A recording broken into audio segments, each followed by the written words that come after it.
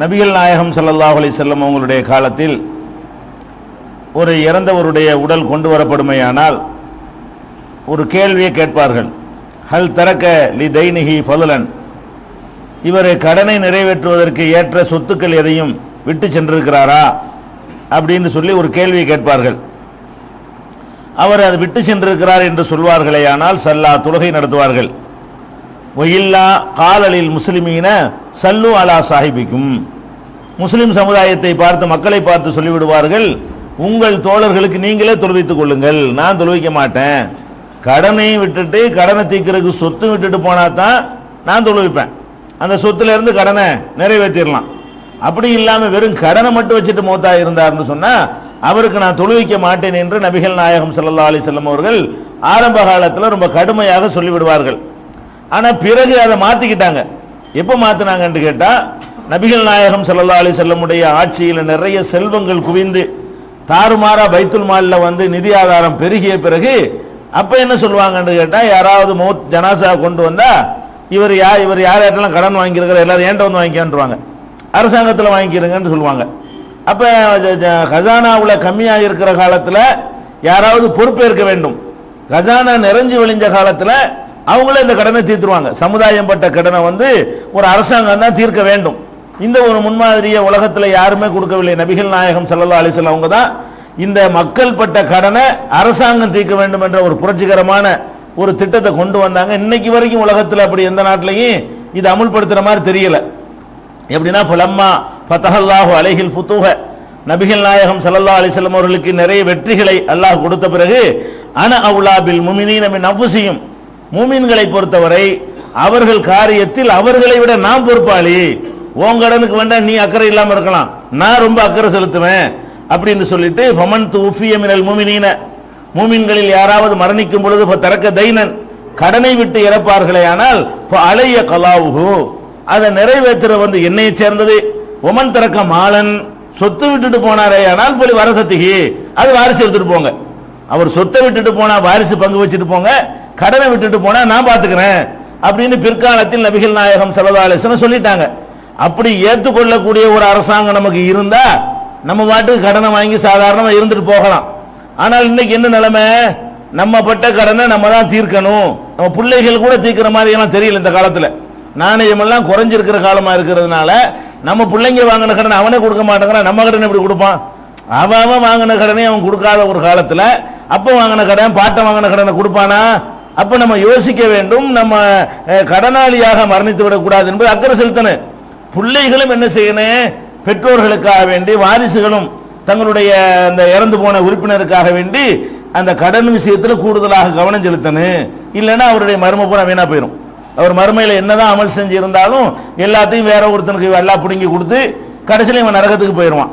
அப்ப கடன் விஷயத்துல வாரிசுகளுடைய கடமை, ஒருத்தர் இறந்த உடனே கடமை என்ன, விசாரிக்க வேண்டும், யார் யாருக்கெல்லாம் கடன் கொடுத்திருக்கிறார், கடன் வாங்கியிருக்கிறாரு, இதெல்லாம் வந்து நம்ம நிவர்த்தி செஞ்சிட வேண்டும்.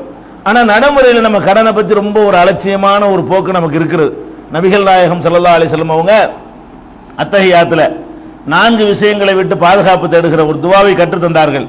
அதுல ஒரு வாசகம் என்ன வரும், அல்லாஹும்ம இன்னி அஊது பிக்க மினல் மக்ரமி, கடனை விட்டு நான் என்ன செய்யறேன், யாரெல்லாம் உன்ட்ட பாதுகாப்பு தேடுறேன். கடன் இல்லாத வாழ்க்கை வாழணும். எல்லாருமே நம்ம எதுக்கு ஆசைப்படணும்னா, எவ்வளவு சிரமம் வந்தாலும் சரி, கடன் வாங்கினீங்கன்னு வைங்களேன், கடன் வாங்குறதுல 95% பேரு தேவையில்லாம தான் வாங்குறாங்க. கடன் கிடைக்குதுன்னு வாங்குறாங்க. அந்த கடன் வாங்காம ஒரு நாளைக்கு பல்ல கடிச்சா அன்னைக்கு வாழ்க்கை ஓடி போயிடும், செத்துலாம் போயிட மாட்டோம். ஒரு மருத்துவத்துக்கோ ஒரு எமர்ஜென்சிக்கோ கடன் வாங்குறவர்கள் நீங்க எடுத்துக்கொண்டீர்களே ஆனால் ஒரு 5% இருக்க மாட்டாங்க.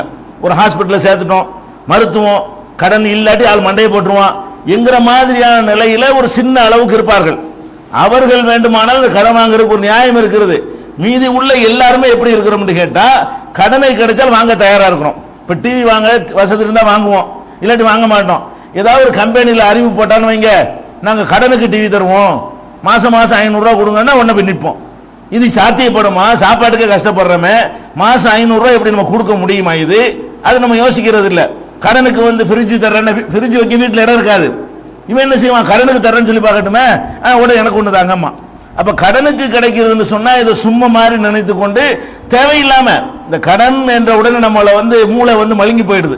கடன்கிற நம்ம திருப்பியில கொடுக்கணும், கொடுக்க ஏழுமாயுது, நமக்கு வாழ்க்கை செலவை குறைச்சல கொடுக்கணும், மாசம் மாசம் அதுக்கு ஒரு 500 ரூபாய் எடுத்தா என்ன ஆகும், அதுக்கு ஒரு 1000 ரூபாய் எடுத்தா என்ன ஆகும், அல்லாஹ் தந்தா வாங்கிட்டு போறோம், தரலன்னா சும்மா இருந்துட்டு போறோம்னா ஒரு சகிப்புத்தன்மை கிடைச்சு போயிடும். நம்ம அதுலயே நம்ம வாழ்க்கையை ஓட்டி கொள்வோம். பெரும்பாலும் கடன் வாங்குறது எதுக்குன்னு கேட்டா கிடைக்குதுங்கிறது தான், தேவைக்கெல்லாம் கிடையாது. கொஞ்சம் சிரமப்பட்டு விட்டால் என்ன செய்யலாம், சமாளிச்சு கொள்ளலாம். அப்ப நம்ம எப்படி எதிர்பார்க்கணும், மௌத்துக்கு பிறகு நம்முடைய அமலை அடுத்தவனுக்கு கொடுத்துடக்கூடாது. நீங்க காசை கடன் வாங்குறது மூலமா என்ன நடக்க போகுது, ரிசல்ட் நம்ம அமல்கள் அடுத்தவனுக்கு போகுது. அமலை கம்மியா செய்யறோம். அந்த சஹாபாக்களுக்கு மாதிரி நம்ம அதிகப்படியான அமல்கள்லாம் செய்யல, காலம் அந்த மாதிரி இருக்கிற டைம் கிடைக்க மாட்டேங்குது. அப்ப குறைந்த அமல் செய்யக்கூடிய இந்த காலத்தில் செஞ்சாமலையும் செஞ்சு விட்டு எவனுக்காக அதை கொடுத்துட்டு போறதுக்கு கடன் வாங்கணுமா? அப்ப கடன் விஷயத்துல ரொம்ப கவனமாக இருக்க வேண்டும். கடன் வாங்காம இருக்கிறது ஒரு சபதம் எடுக்கணும். யாரெல்லாம் கடன் இல்லாத வாழ்க்கையை கொடுத்துரு. நபிகள் நாயகம் ஸல்லல்லாஹு அலைஹி வஸல்லம் சொல்றாங்க, யுகுபர் லி ஷஹீது குல்லு தம்பின் இல்ல தைன். ஷஹீத் இருக்கிறாரு, ஷஹீதுனா யாரு, அல்லாஹ்வுக்காக உயிரை தியாகம் செய்யறவர். இவருக்கு எல்லா பாவத்தையும் எல்லாம் மன்னிச்சிருவானா, கடனை தவிர. கடன் மன்னிக்க மாட்டான். அந்த கடன்கிறது இவரா விரும்பி வாங்கினது தானே, ஒரு ஆள்கிட்ட ஏமாத்தி வாங்கினது கிடையாது. அவனை விருப்பத்தோட கொடுக்குறான், இவனு விருப்பத்தோட தான் வாங்குறான். அந்த நிலையில மரணித்து விட்டாரையானால் அதுக்கு அல்லாஹ் மன்னிக்க மாட்டான். அப்ப கடன்கிறது ஒரு குற்றம்னு வருது. அப்ப கடனை தவிர மற்ற எல்லா பாவம் மன்னிக்கப்படுதுங்கிற வாசகத்தில் என்ன விளங்குது, மன்னிப்பு எதுக்கு, தப்புக்கு தானே மன்னிப்பு. அப்ப கடன்கிறது ஒரு பாவம்னு விளங்கணும்.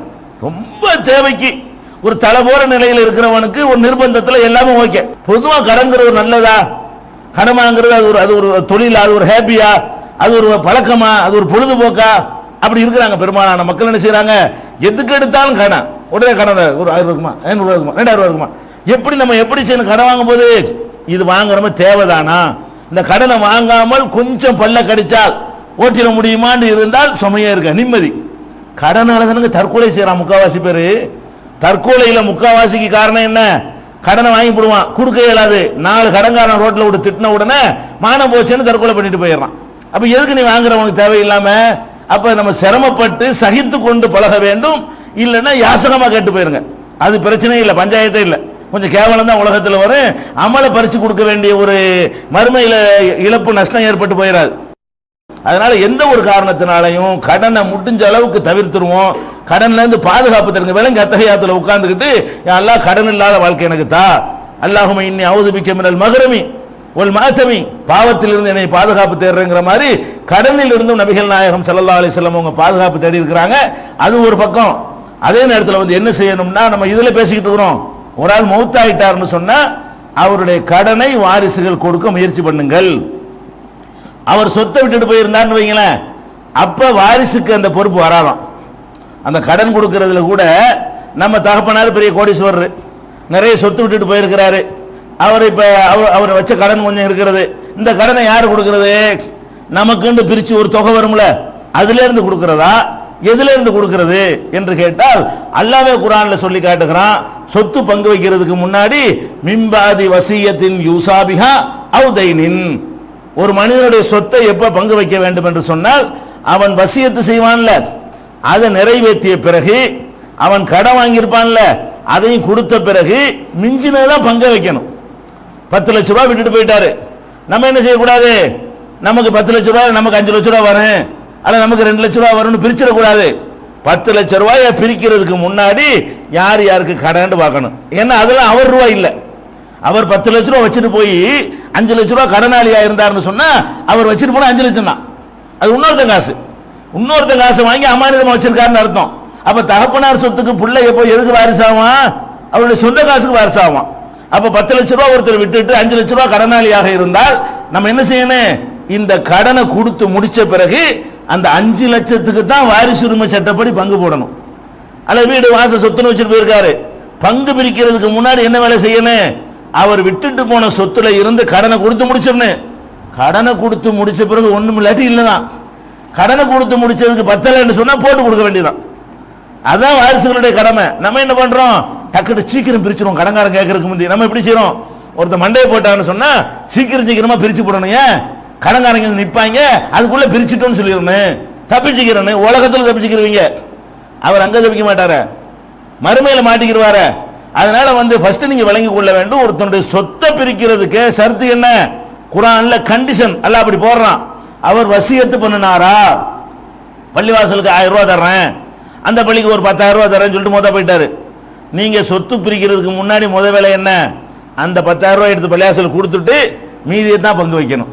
அதே மாதிரி ஒன்னும் வசியத்தை பண்ணலையா, கடன் வச்சுட்டு போயிட்டாரா, கடனை கொடுத்த பிறகுதான் என்ன செய்யணும், இந்த பாகப்பிரிவினைக்கே வரணுங்கிற அளவுக்கு முக்கியமானது. அப்ப அவர் சொத்து வச்சுட்டு போனாரையானால் அதை அந்த கடனை அடைக்கிற பொறுப்பு பிள்ளைகளுக்கு வராது. அவர் சொத்துல இருந்து அடைத்து விடலாம். சொத்துக்கு மிஞ்சி கடன் இருந்தாலோ அல்லது கடனை அடைக்கிறதுக்கு சொத்து வைக்காம போயிருந்தாலோ தான் பிள்ளைகள் சுமக்க வேண்டி வரும். எல்லா கடனையும் நம்ம சுமக்க தேவையில்லை. அவர் கடனை அவர் காசுல இருந்து கொடுப்பது சிறப்புக்குரியது. அதுக்கப்புறம் பங்கு வச்சுக்கிறங்க என்பது இஸ்லாத்தினுடைய சட்டம். இதை கவனமாக விளங்கி கொண்டு நம்முடைய பெற்றோர்களை யாருக்காக கடன் இருந்தால், அப்ப மொத்த பழைய கதைகள்லாம் இருக்கும், மூத்தா போயிருப்பாங்க, அவங்களோட தொடர்பு வச்சிருந்தவங்கள்ட்டலாம் போய் கேட்டு, எங்க பாப்பா எதுவும் கடன் வாங்கியிருக்காரா, எங்க அம்மா எதுவும் கடன் வாங்கியிருக்கிறாங்களா, உங்களுக்கு தர வேண்டி இருக்குதா, அல்லாஹ்வுக்கு பயந்து சொல்லுங்க அப்படின்னு சொல்லி கடனை தீர்த்துட்டோம்னு சொன்னா அவங்க மறுமையில் வெற்றி பெற்று விடுவார்கள். அவங்க அமல் அவங்களுக்கு கிடைக்கும். அவங்க அமல் அடுத்த ஆளுக்கு பறிக்கப்பட்டு நஷ்டம் அடைகிறாங்களே, அந்த நஷ்டத்திலிருந்து தப்பித்துக் கொள்ளலாம். இதை வழங்கிக் கொள்ள வேண்டும். இது ஒரு விஷயம்.